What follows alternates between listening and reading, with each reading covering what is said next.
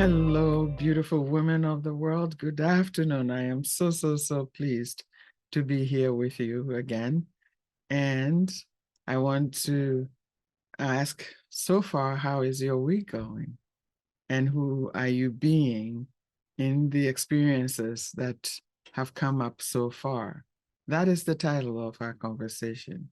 Who are you being today? Now, I wrote a blog some time ago, and I had a weird title to it. I called it The Fruit of My Tree. What does it taste like? And once again, the real question I'm asking is, who are you being? And I'll add today to it because we want to be in the moment, seeing how we're being from moment to moment, to experience to experience to experience. What would the fruit from your tree taste like? This question is asked with the recognition that we put out what is within us.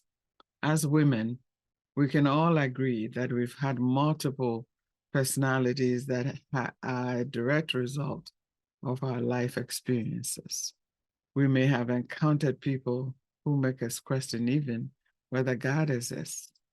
Although we may not know how we got through some of those experiences, the fact that we are alive today is proof that we experience miracles by grace, which lifted us from those incomprehensible situations. Some of these miracles cannot be framed into a story, but they happened nevertheless. Sometimes we express our woundedness in relationship to others, behaving sadly, bitterly, aggressively, vengefully, cruelly, maliciously, sourly, or spitefully. And now I know some may argue that that was justifiable. Probably so. But for how long? There are those who can never seem to let go of the past. Now, it is one thing to be a pack rat, like I used to be, emotional and piling on, piling on, piling on. But it is another when you hold on to that makes you a better person. Yes, you can remember some of those pains, but it doesn't mean that your outward relationship should be better. There are others who never remember anything good someone has done for them. They begrudge everyone and everything. They seem to twirl in the dungeons of negativity almost all the time, and it is challenging to be around them. Sometimes they expect others to put them on a pedestal undeservingly. Now, you know, the fruits from these trees would be sour, colorless, bitter to bite, and it might even hurt your gums to or teeth to eat. As my elders will say, you are sour, or you leave a sourly taste in people's mouths. In other words, it does not feel pleasant to be around you.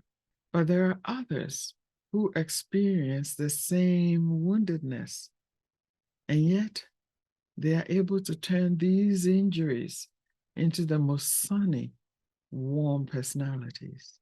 They are pleasant, hospitable, generous, inspiring, optimist, kind, gracious, and always loving.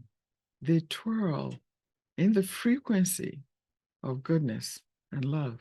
The fruit from their trees is just simply yummy. It feels like summer with every bite. It is filling, delicious, light, and sweet. Now, the transition from bitterness to sweetness depends on how we see our universe. We can make light of our circumstances only if we have faith that all good, all love comes from the source. And no matter what is going on in our world, we are assured that light supersedes darkness. that the sun will always rise from the east and set in the west. These assurances and the divine order of things are grounds to lay down our burdens we bear and may have experienced and just enjoy the blessing of life and the season. I am reminded that none of us is promised tomorrow. We have only today to make the most of everything within our universes. Simply, we can only place emphasis on the things that bring us joy. It not only demonstrates our gratitude for having life, but we also become able to live moment to moment from that point on. This latter stage of spiritual development is what allows us to live freely and live fully. In this state, there's no room to hold on to feelings of anger, vengefulness, and retaliation. One vivid lesson I have learned from our elders is that we are always in a state of grace, receiving grace unconditionally and equally. It is imperative, therefore, to allow grace to flow to others, even in our worst moments. When we deny others from receiving theirs, we inadvertently block our own. This wisdom is expressed in many ways. The way I like to explain it is, I am you and you are me.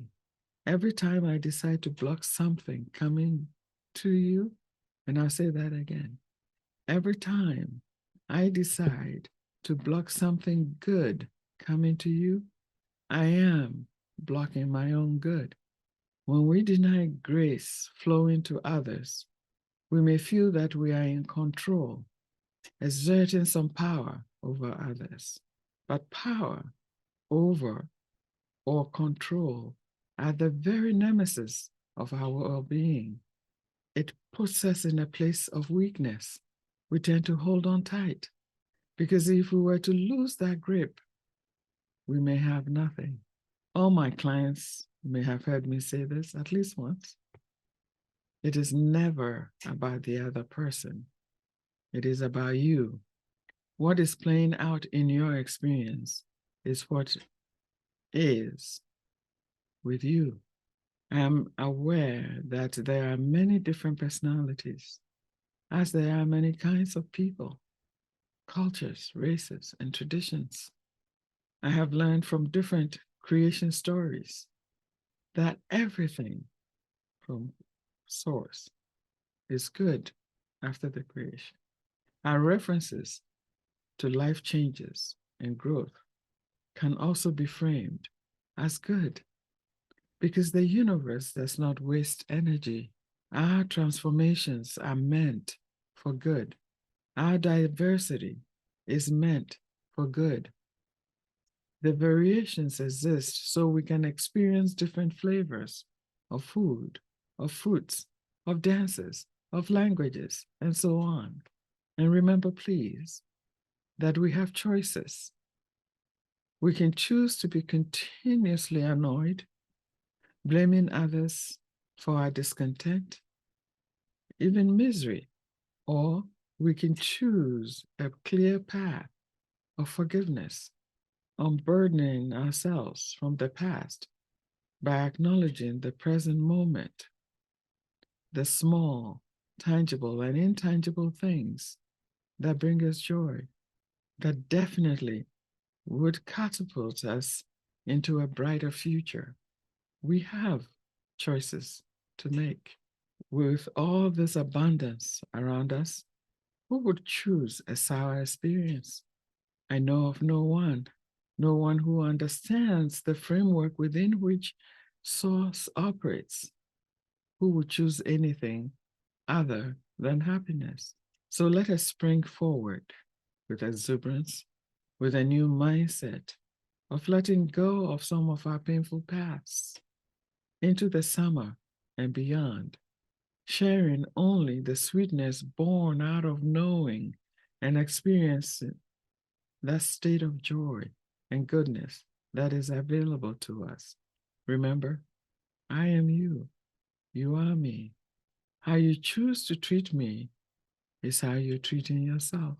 Who are you being today? Thank you, thank you, thank you again for being here with me on this journey. As you know, we are all women of power and grace, reaching out to readily embrace more into the space of the goddess. Many blessings and much love. I'll see you in a couple of weeks. Thank you, thank you, thank you.